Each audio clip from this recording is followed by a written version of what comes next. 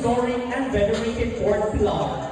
The festive proper on October 12 is a special holiday in Zamboanga City, and the shrine itself holds novena masses throughout the day. With the maxim of vamos a celebrar, come and celebrate. The Hermosa Festival is a unique experience, combining tradition and modernity in a month-long festivity. Ladies and gentlemen, your Hermosa Festival! Designer, Shakira Mama Nasruddin. Model, Loveline Villanos.